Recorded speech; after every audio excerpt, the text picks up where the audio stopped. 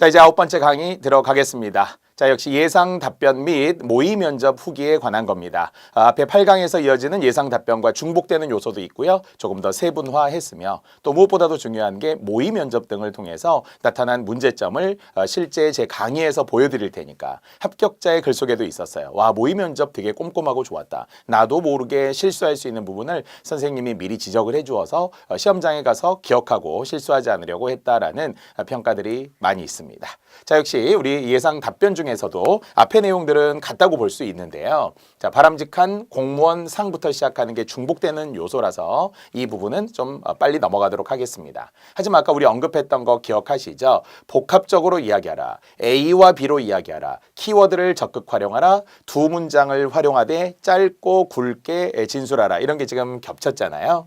자, 그 내용과 관련된 것 중에서도 첫 번째로 보니까 제가 생각하는 바람직한 공무원상이란 이런 식으로 묻는 것에 답을 그대로 했고요. 키워드는 같았으니까 친절, 공정 또는 업무를 정확히 수행하며 또는 법규에 충실하고 열정과 소신을 갖는 것이 무엇보다 중요하다. 사실 우리가 이제 열정적인 공무원, 약간 모순되는 것처럼 보이잖아요. 공무원은 정체되고 안정되고 그냥 적당히 하면 될 것 같지만 전혀 그렇지 않습니다. 자기 일에 애정을 갖는 게 열정이고요. 자기 일에 대해 책임을 지는 게 열정이고요. 결과를 내는 게 열정입니다. 그리고 변함없는 것, 흔들리지 않는 게 열정이라고 지금껏 제가 이야기를 했으니까 제가 가지고 있는 저도 뭐 강의를 한 26년, 27년 이렇게 강의를 하면서 제 열정이 흔들리지 않았다고 믿고 있고요. 또 우리 여러분 수험생들 또는 이제 합격생들 예비 공무원들 마찬가지로 우리가 하나의 일에 열정을 갖고 지금까지 오셨으니까 현직 공무원이 되셨을 때도 지금 가지고 있는 그 마음이 또 흔들리지 않아야 되고요. 또 소신껏 하셔야 합니다. 그냥 중요하다, 바람직하다 이런 것보다 무엇보다도 이렇게 강조를 쓰면 좋다고 했어요. 기억하겠지만 더 나아가 이렇게 하라고 했고요. 본질적으로 이렇게 하기로 했었죠. 자, 무엇보다 중요합니다. 자, 국민을 위해 봉사한다는 기본 자세를 자각하며 공무원으로서 긍지와 자부심, 사명감, 아까 겹친 내용이에요. 자기개발, 자기혁신 이렇게 해서 바람직한 공무원상을 앞뒤 관계, 흔히 우리가 수미상관이라고 하는데 앞에 한 번, 뒤에 한 번을 통해서 바람직한 공무원상을 보여주었습니다.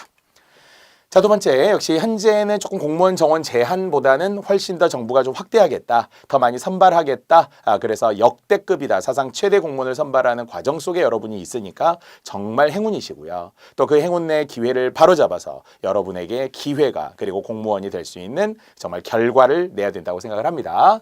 자, 그래서 역시 불가피하다 하지만 뭐 그럼에도 불구하고 다만, 알겠죠? 이제 주제를 말하는 건 아니지만 화법을 말합니다. 다만 열정 또는 사명감, 그래서 헌신적으로 일하는 공무원들에게서도 사기저하가 되지 않도록 정확한 업무 평가 또는 효율적인 업무 개선 방안, 사기 진작, 아까 우리 인사혁신처의 업무 방안에도 있었으니까 투명성과 함께 사기에 대한 재고 또는 환경에 대한 어떤 여러 가지 개선들, 충분히 여건 개선들이 가능한 부분이니까요. 이렇게 추가로 덧붙이는 것은 바람직합니다. 면접관이 좋아하는 답을 하라예요. 면접관이 좋아하는 답이라는 것은 같은 길을 가고 있는 공무원이라는 거잖아요. 같은 길을 가지고 있다는 것은 그분 선배들 또한 마찬가지로 자긍심이 있을 것이고 헌신과 책임감이 있고 지금까지 해왔던 노력이 있는데 그것을 모두 폄하하듯이 뭔가 잘못되었다고 말하고 문제가 있다고 말하고 개선되어야 한다고 그러고 어처구니 없다고 말하고 그러면 안 되잖아요. 그러니까 좋은데 조금 더 됐으면 좋겠다. 앞으로 더욱더 좋은 게 되면 그럼 우리도 느끼는 거야. 속으로 우리도 공감하는 거야. 이렇게 할 수 있어야 되는데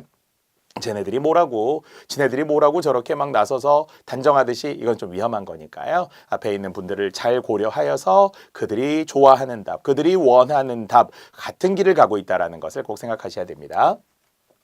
자, 이미 우리가 공무원의 의무 다 했으니까요. 8대 의무로부터 이야기했던 선서의 의무, 성실의 의무, 복종의 의무, 친절 공정의 의무, 종교 중립, 비밀 엄수, 청렴 품위 유지까지. 다만 이제 8가지가 다 있기는 하지만 최근에 강조되는 게 뭐라고 했다고? 청렴의 의무, 이거 분명히 강조하고요.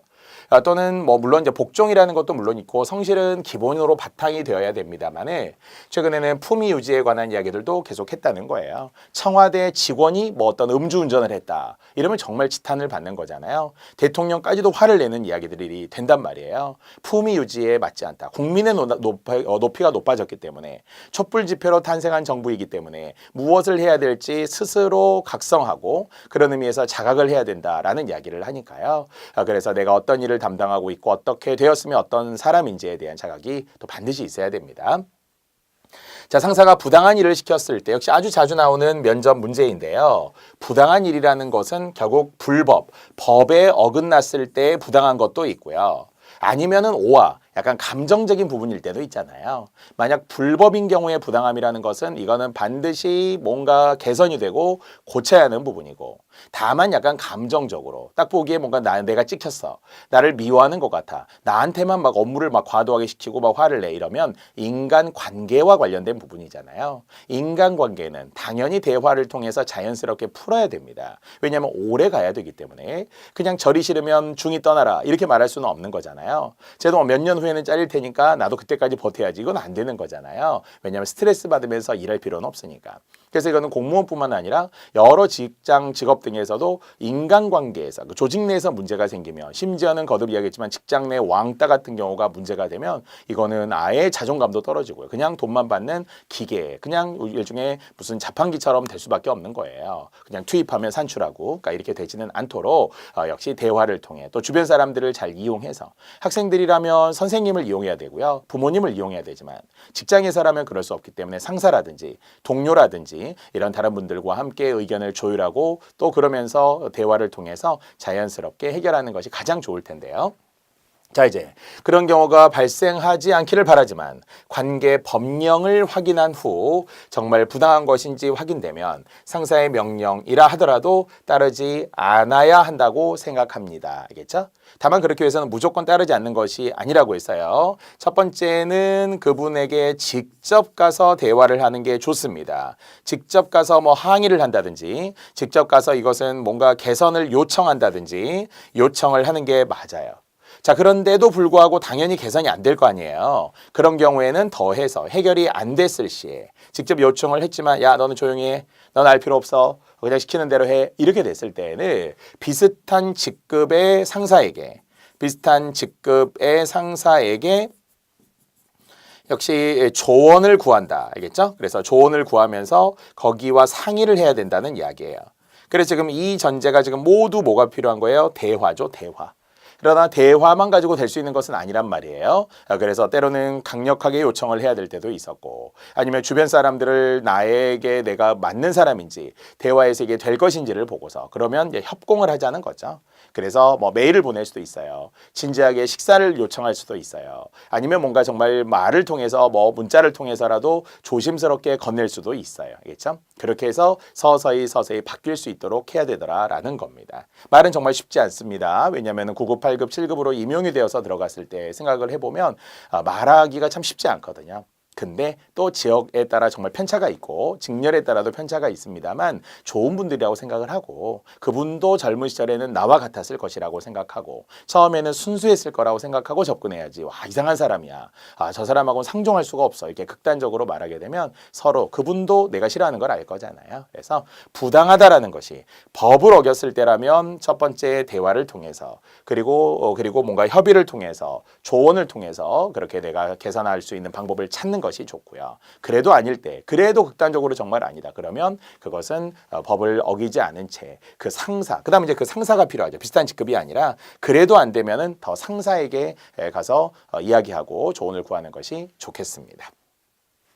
자, 세 번째, 공무원 지원 동기 있었잖아요. 두 가지 반드시 하라고 했으니까 국민을 위한 봉사자로서 직업인 동시에 또 국민들에게 봉사하는 보람된 직업이라고 생각되어 지원하게 되었습니다. 넓게 보면 비슷할 수는 있습니다만, 그래서 국민을 위한 봉사자이며 국민들에게 봉사하는 보람 있는 직업이라고 생각을 했다. 자아실현, 공익의 봉사, 공익실현 이런 말들로 하기로 했고요. 자, 여섯 번째, 봉사활동 확인서가 없는데 봉사활동. 역시 봉사에 대한 것은 시험 준비를 하시는 분들은 그게 시간을 내기가 쉽지 않죠. 정신적으로나 시간적으로 자체가 조금 거의 불가할 수 있습니다. 하지만 그럼에도 불구하고 한 2년 정도 그 이전 것은 아주 멀리 가는 것도 받아들이지도 않으니까, 그래서 봉사활동 할 수 있는 기회는 반드시 만들고요. 근데 정말 제가 아는 제자 중에 한 6개월의 단기 합격, 필기 합격, 면접 합격까지 했는데 봉사활동의 기록이 전무한 거예요. 실제 당시에 물어봤답니다. 봉사활동 자체가 없어서 왜 그러냐고 그랬더니 그냥 시험 준비한 지 얼마 안 돼서 그래서 못했습니다. 하지만 제가 꼭 합격하고 나서 봉사활동 하도록 하겠습니다. 그러니까 지금 이 시간에 끝나고 나서도 봉사활동 하겠습니다. 그렇게 말했더니 최종 합격이 되었대요. 물론 그만큼 필기 실력이 좋았다는 이야기겠죠. 그래서 봉사활동 해야 되는데요. 좀 구체적으로 그래서 학창시절로 말한다면 노인복지관, 또 그래서 의료 취약계층, 공공의료 서비스 이런 것에 대한 답을 했고요. 다만 뭐 학창시절에 개인사정 등으로 하지 못하였습니다. 죄송합니다. 하지만 봉사하는 마음은 있으니까 그 봉사라는 것이 몸으로 하는 봉사도 분명히 있지만 뭐 정신적인 의미 아니면 물질적인 소소하지만 우리가 뭐 월드비전이라든지 유니세프라든지 이렇게 뭔가 구조하고 또 구휼하고 도와주고 하는 것도 소소하지만 분명히 있을 수도 있잖아요. 저도 월에 3만 원 월드비전에서 제가 아프리카 아이를 후원하고 있는데 그러면 크리스마스 때마다 카드가 오고 뭐 저도 뭐 축구공도 막 보내주고 이런 거 할 때가 있거든요. 그러니까 그렇게 서로 좀 간단하고 큰 일은 아니더라도 도울 수 있는 길은 분명히 있습니다. 그래서 역시 가까이 있는 것부터 또는 시선을 돌려서 해외까지도 봉사할 수 있고요. 자, 7번째, 공무원이 국민의 봉사자라고 하는데 그거에 대해 어떻게 생각하느냐? 그러면은 당연히 봉사자죠. 봉사하는 마음이 필요하더라라는 거예요. 국가를 위해 뽑힌 국민의 일꾼이며 국가의 가장 중요한 구성원이 국민이니까. 늘 얘기했지만 주권 재민의 원칙입니다. 헌법 조항 중에 권력이라는 단어가 유일하게 들어간 게 2항이라는 이야기죠. 그래서 첫 번째 우리는 대한민국은 민주주의 공화국이다라고 하는 헌법 제1조 1항에서도 나오는 것처럼 그러나 2항에 나오듯이 대한민국의 주권은 국민에게 있고 모든 권력은 국민으로부터 나온다 이렇게 했으니까 권력이 국민에게 있다라는 거예요. 그래서 국민을 위한 봉사자이며 일꾼이다, 노비다, 어떤 정말 종이다 이렇게 말할 정도로 밑에서 받쳐주고 도와주는 거예요. 우리를 앞세워서는 위로 올려서는 절대 안 되겠죠. 자, 배려심이다. 그러면 이제 배려라는 게 뭐냐? 원래 나눌 배자, 뭐 생각할 여자인데요. 나누어 주고 생각하는 게 배려라는 거죠. 앞에서 말했다면 이런 것들이 역지사지잖아요. 남의 입장이 되어보는 거. 반대인 아전인수격으로 그냥 내 눈에 물대기식으로 이렇게 자기중심적인 것이 아니라 이타적인 마음이 필요하다라고 했습니다. 그래서 배려하는 마음, 타협심, 양보심, 친절이라는 것이 동반되어야 한다고 했어요. 사실 우리가 이제 요즘에 배려, 아까도 말했지만 사회적 약자에 대한 배려라는 게 되게 지금 정부에서 관심을 많이 가지고 있습니다. 그중에는 장애인에 관한 것도 있고요. 아니면은 역시 다문화 가정에 대한 것도 있습니다. 심지어는 성소수자 문제까지 가고 있잖아요. 인권위원회 같은 데에서도. 자, 근데 그게 멀지 않고 대단한 일은 아니더라. 뭐 사례 중에 이런 거 있잖아요. 예전에 보니까 학교 운동회인데 제대로 뛰지 못하는 아이를 위해서 반 아이들이 모두 어깨 동무하면서 똑같이 골인점에 들어오는 감동적인 사진과 기사를 본 적이 있습니다. 즉 배려라는 것은 너를 먼저 가라고 하는 것이 아니라 우리 같이 가자. 장애인들이 가장 좋아하는 것은 평범하게 대해주라는 거잖아요. 특별하게 대하고 나를 더 우선으로 해주는 게 아니라 우리 같이 하자. 너와 나는 똑같다. 장애의 반대는 비장애이잖아요. 정상인 게 아니라. 그래서 남을 배려한다는 것은 형평성 있게 또는 공평하게 대할 수 있는 그런 마음이 되게 필요할 것이고요. 또는 과거 일본에서 유명했던 오토다케, 그중에 오체불만족이라는 이제 유명한 책 때문에도 되게 언론에 또 우리나라에도 뭐 방문도 했습니다만 오체불만족이라는 책 속에서도 늘 자긍심을 가진 분들 되게 많거든요. 육체만 장애일 뿐이지 정신적 측면에서 그중에는 가족의 배려, 사회적인 시스템 그러면서도 계속 칭찬해주고 격려해주는 너는 특별한 아이지만 훌륭한 아이야 이렇게 해주는 그런 사회적 분위기도 필요하다는 거예요. 하지만 안타깝게도 뭐 지하철을 이용하지 못하고 어디 식당도 제대로 가지 못하고 학교에서도 뭔가 특별 전형이 있지만 결국 나 몰라라 하고 이런 되게 고통들을 가정이 모두 다 떠안고 있다는 거예요. 그래서 가정의 헌신만을 강요하는 것이 아니라 가족 구성원들의 희생이 아니라 사회적인 시스템이 조금 더 체계적으로 단계적으로 있어야 된다는 거예요. 그냥 뭔가 돈만 투입해서 되는 것이 아니니까 그런 패러다임이 좀 전환이 돼야 된다 이런 말 많이 하죠.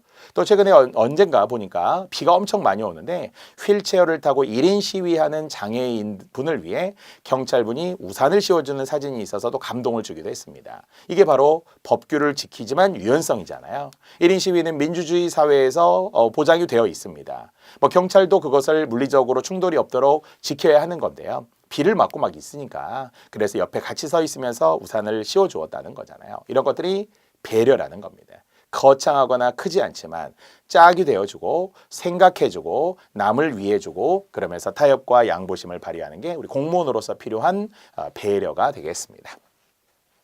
자, 역시 근무 시간을 넘기는 일이 있다. 이야기했지만 주 52시간의 근무 시간은 이제는 뭐 지켜야 되는 거죠. 법적으로 지켜야 되는 거예요. 하지만 또 부득이한 경우에는 야근을 거듭할 수도 있습니다. 물론 우리 공무원은 추가 수당 받습니다. 그래서 야근을 젊을 때는 더 선호하기도 하더라고요. 그렇다고 한 사람만 막 일방적으로 하지도 않습니다. 이게 다 체크가 되어 있으니까. 자, 근무 시간을 넘길 수 있다고 쳤을 때 그러면 하겠느냐? 우리 같으면 일요일 같은 때 나와서 전원 다 모아서 해줘야 돼요. 막 비 많이 오고 눈 많이 오고 막 제설 작업하고 뭔가 문제가 생기면 공무원들이 1순위로 동원이 되잖아요. 당연히 해야 되는 거죠. 이거는 이제 헌신인데 이제 그걸 어떻게 포장하느냐는 거잖아요. 기꺼이 하겠다. 기쁜 마음으로 하겠다.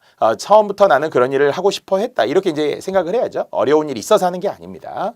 그래서 그 개인적인 일보다 일을 우선으로 처리해야 되면 마지막까지 책임을 지고 수행해야 하고 사명감을 가져야 한다. 그것이 사명이잖아요. 불일사자. 누가 나를 부리면 그것을 책임을 다하게 되는 것. 그것이 결국 역사적 사명. 하늘의 부름을 받았다. 소명의식을 가졌다. 왜 이런 말들을 하잖아요. 그래서 기꺼이 응하겠습니다. 기쁜 마음으로 하겠습니다. 남을 생각한다는 마음으로 그렇게 기꺼이 하겠습니다. 내 가족이라는 마음으로 하겠습니다. 이런 거 하잖아요. 그래서 결국은 할 수 있느냐라고 하면 할 수 있다라는 답을 정해놓고 묻는 것이라는 걸 꼭 아시기 바랍니다. 자, 일을 하다가 부족한 부분이 있으면 어떻게 해야 되겠어요? 물어보는 거라고 했죠. 배우는 자세로 귀를 기울이고 조언을 구하겠습니다. 귀를 기울인다. 이것이 경청이잖아요. 아까 말했지만 상사라는 분들은 나이가 많거나 직급이 높은 분만이 아니라 경험이 많고 또 나와 마찬가지로 시행착오를 겪어온 분이잖아요. 어떤 시행착오, 어떤 실패를 겪었을지 모르지만 지금은 그 경력이 결국 경험과 함께 쌓이면서 충분히 노하우가 있는 분이니까 그래서 경청해야 된다는 거예요. 개인적인 성향은 조금 뒤로 하고 업무적인 측면에서 먼저 다가가되 따뜻하게 커피라도 한잔 하자고 그러고 먼저 좀 뭐 사탕이라도 하나 챙겨드리고 이렇게 하면서 밑에서 받쳐주는 거 사소해 보이지만 그런 게 되게 중요하고요. 호의적으로 접근하는 게 되게 사람들과 관계에서 중요하니까요. 자, 양성평등에 대한 거 이제는 뭐 법적으로도 남녀 차별 자체가 안 됩니다. 자, 그러나 양성평등 또는 여성에 대한 혜택이 오히려 역차별이 될 수도 있다. 뭐 이런 얘기들도 있습니다만 특히 남자 군대에 대한 가산점 문제 이런 것들 있잖아요. 호봉 같은 데에서 물론 혜택이 있다 하더라도 가산점에 대한 뭐 사실은 갑론을박이 있습니다. 뭐 저 개인적인 이야기를 말하기는 어려워요. 하지만 분명히 또 최소한 우리는 이제 줄어들었습니다만은 뭐 1년 6개월, 1년 8개월 뭐 더 단축한다 이런 이야기들도 있잖아요. 자, 그러나 그 시간들에 대한 부분들을 어느 정도는 보상을 해줄 수는 있다라는 생각은 개인적으로는 합니다. 여기서 말하는 어느 정도 보상이라는 것은 꼭 점수가 아닐 수도 있고요. 지금처럼 뭐 이미 임용이 됐을 때라든지 아니면은 뭔가 어떤 것에 대한 나중에 어떤 조금 더 컸을 때 뭐 성장하고 결혼을 하고 이렇게 했을 때 시간이 지났을 땐 혜택을 주지만 처음에 출발점부터 다르게 주면 이것은 약간의 불평등이다라는 느낌은 있어서 현재는 그런 의미에서의 가산점은 없습니다. 가산점을 주겠다라는 이야기가 있었어요 한때. 그래서 여성 단체에서도 여성 수험생들의 반발을 또 사기도 했으니까 좀 민감한 문제이잖아요. 다만 이제 그런 거 말고 가산점까지는 아닐지언정 양성평등에 대해서는 어떻게 할 것인가. 최소화되는 것이라면 조직의 활성화나 직장 내 분위기를 위해서는 어느 정도 필요하다. 다만 역시 업무에 지장을 초래하지 않는 범위 내에서 흔쾌히 헌신하겠다라고 말이죠. 자, 그러나 최근에 역시 미투 운동이 있듯이 공직사회에서도 역시 마찬가지잖아요. 정치인들이 한 방에 가는 경우들이 있잖아요. 따라서 이런 남녀 간의 문제, 또 성희롱과 관련된 문제 이런 부분들은 엄격하게 다스려야 되는 게 맞아요. 사실은 요즘 젊은 세대는 그런 생각이 별로 없을 거라고 저는 생각을 합니다. 왜냐하면 이미 개방되어 있고 많이 남녀공학 또 이런 대학에서도 많이 이제 잘 알고 있으니까요. 하지만 잘못된 성의식을 가지고 있거나 왜곡되거나 어떤 한쪽으로 편향된 생각을 가진 분들이 일부 있어요. 특히 상사라고 하게 되면 무조건 뭐 여성을 뭐 옆자리에 앉히려고 한다거나 어디 노래방 가서 막 노래를 먼저 막 하라고 한다거나 이런 식으로 하면서 어떤 동질감을 주지 않는 어떤 직장 같은 어떤 동급으로 보지 않는 의식이 조금 있더라라는 거예요. 이제 이렇게 되면 이거는 문제가 되죠. 그래서 강력하게 항의해야 되고 이거는 불쾌합니다라고 이야기를 해야 되고 그 자리에서 이야기를 하는 게 가장 좋은 거라고 하잖아요. 아니면 당연히 누구와 또 상의를 해야 되는 거고요. 그래서 어떤 성과 관련된 문제는 당연히 조심스럽습니다만 그러나 그렇지 않은 경우라면 뭐 커피 타와 네 타올게요. 여성 선배도 있고 남성 선배도 있는 거하고 똑같은 거니까 저라도 해줄 수도 있고 저도 예전에 그렇게 했던 것 같거든요. 그러니까 여러분들도 이 최소한의 경우라고 한다면 법에 어긋나지 않는다면 뭐 기꺼이 할 수 있다, 흔쾌히 하겠다 분위기를 위해서 이 정도는 가능해 보이고요. 자, 봉사라는 것은 무엇이냐? 역시 남을 먼저 생각하고 돕는 것이고, 예를 들어서 하고 뭐 구체화하겠죠? 아까처럼 간단해 보이지만 사소해 보여도 뭔가 길을 모를 때 도와준다라든지 간단한 봉사, 가벼운 봉사부터 또 큰 봉사, 물질적이고 정신적이고 시간적인 봉사도 분명히 있으니까요. 우리 공무원들에게 요구하는 것은 커다란 것은 아닐 수 있잖아요. 작은 점조직처럼 되어 있기 때문에 하나하나 간단하고 작은 것부터 실천하고 배려하는 마음 필요합니다. 자, 성격의 장단점 자소서에서도 이야기했으니까요. 거의 같은 성격인데 상반된 느낌으로 쓰라고 그랬죠. 긍정적이다. 그러면 할 수 있다, 최선을 다한다 이런 거는 좋다는 거예요. 자, 근데 너무 긍정적이다 보니까 또 내가 너무 많은 걸 할 수 있다 이런 생각도 가능하잖아요. 의욕이 넘친다는 거죠. 의욕이 넘치면 뭐가 있어요? 실수가 많을 수도 있죠. 다 잘할 수 있다, 자긍심이 넘치면 또 자만심으로 가거나 남에 대한 배려가 좀 떨어질 수도 있거든요. 그래서 두 가지가 긍정과 부정이라는 요소가 거의 비슷한 성격으로 나오면 제일 좋고요. 다만 부정을 쓸 때는 거기 뒤에는 마지막 보완하는 장치가 좀 있으면 좋겠죠. 따라서 부정적인 요소, 즉 뭐 너무 제가 한꺼번에 많은 걸 하려고 해요. 그래서 이것을 고치기 위해서 우선순위를 세우고 계획표를 작성해서 실수를 줄여가도록 노력하고 있습니다. 이렇게 끝에 뭔가 단점을 보완하는 노력, 극복하려는 노력, 이 노력이라는 게 들어있어야 되니까 이 마지막 문장 부분들을 좀 잘 기억하시기 바랍니다. 자, 직장 내 인간관계 뭐 비슷하네요. 조언을 구하고 배우는 자세로 최선을 다하고 자, 신뢰를 얻기 위한 것 뭐 어떻게 해야 된다고요? 스스로가 근면하고 성실하고 친절 공정하게 업무를 처리하면서 만족감을 주는 것이다. 알겠죠? 자, 뭐 그 외에도 여러 이제 용어들이 뒤에도 이어지기 때문에 유비쿼터스 앞에서도 언급한 적이 있었잖아요. 언제 어디서나 사용 가능한 그런 컴퓨터의 환경을 인소싱, 아웃소싱처럼 바깥에 위탁하여서 우리가 한국 제품인데 메이드 인 차이나 요즘엔 메이드 인 베트남 이런 게 이제 많이 늘어나듯이 아웃소싱이 되겠습니다. 서울에서 할 수 없는 일이라면 인건비 등 때문에 그러면 지방에서 대신 처리하고 전화 받는 거 이런 거 지방에서 많이 또 아웃소싱으로 하고요. 자, 비정부 기구라고 이야기했던 Non-Government Organization, NGO가 있고요. 또 대인관계라는 거 역시 배려, 귀를 기울이고 조언, 협력 관계 이런 거 있죠. 또 최근에는 역시 건강에 대해서 많이 신경을 쓰기 때문에 대인관계 속에서도 역시 어떤 동아리 같은 거에 좀 참여한다든지 또 사회 외적으로 그래서 뭐 주말에는 어떤 뭐 내가 운동 동아리가 있어서 거기서 함께 하면서 정신적이고 육체적인 건강을 함께 제가 하고 있다. 그런 취미가 있다. 이런 것도 저는 좋다고 생각을 해요. 자, 이제 모의 면접 후기로 또 들어가 보도록 하겠습니다. 자, 이건 제가 직접 모의 면접에 참여했었다라고 했잖아요. 면접관으로 참여를 해서 저도 세 사람 중에 한 사람으로 앉아서 들어오세요도 하고 어떤 성격도 물어보고 그다음에 사회 문제에 대해서도 이야기를 하고 다시 저도 반박도 해보고 이것을 실제 과거에 뭐 강남에 어떤 스튜디오가 있었는데요. PD분이 직접 오셔서 촬영을 다 해서 CD로 구워서 학생들에게 나누어 주었던 시절들이 있었습니다. 자, 그러면은 거듭 반응들이 있었다고 했잖아요. CD를 보고 좀 깜짝 놀랐다. 내가 이런 표정인 줄 몰랐다. 대체로 표정이 무표정하다거나 아니면은 약간 찌푸린다거나 이런 분들이 있었고요. 또 그러면서도 대답을 하는데 목소리, 톤, 세기, 어조, 속도 이런 것들이 역시 뭔가 불안정하고 목소리가 막 떨리더라 이런 분들도 있더라고요. 그러니까 모의 면접은 꼭 요즘은 앱을 통해서도 볼 수 있는 게 있다고 하니까 앱 등을 잘 활용하셔서 모의 면접에 도움이 될 수 있었으면 좋겠어요. 자, 그중에 이제 간단해 보이지만 긍정적 요소와 부정적 요소로 나누어서 긍정적 요소는 역시 간결체로 말하는 게 좋더라. 아까 제가 그림을 그려드렸던 것처럼 짧고 길게 하면 좋다고 했었잖아요. 짧고 길게 말하는 습관, A와 A-로 말하는 습관. 그래서 두 문장이 같이 가야 되는데 분명한 것은 첫 번째는 짧게 네, 저는 뭐라고 생각합니다. 네, 저는 찬성합니다. 그 이유는 이런 식으로 바로 뒤에 같이 붙어주면 좋겠죠. 아니면은 예를 들어라든지 사실 오늘 제가 이제 전체적으로 9번째 강의이지만 제일 많이 쓰는 말들이 있어요. 크게 두 가지가 있습니다. 크게 세 가지가 있습니다. 이렇게 범주하는 거라고 했었잖아요. 그래야 말하는 사람도 명료하고요. 듣는 사람도 두 가지 이렇게 이제 표시하면서 들을 수 있는 여유가 있기 때문에 내용과 상관없이 형식적으로는 완전체다.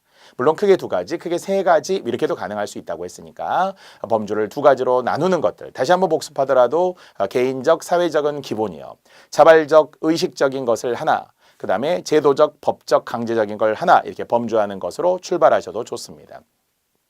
자, 반면 대내적과 대외적으로 아니면은 사전적과 사후적으로 미시적인 것과 거시적인 것으로 일반적인 것과 구체적인 것으로 보편적인 것과 특수한 것으로 이렇게 어떻게 범주를 나누더라도 약 10여 가지가 이미 머릿속에 세팅이 되어야만 주제에 따라서 이야기가 나오기가 편하다고 이야기했습니다. 그래서 간결체로 두 가지식으로 발언하는 것이 좋다. 자, 두 번째, 자신 있고 당당하게 어떤 이야기를 하라는 거예요.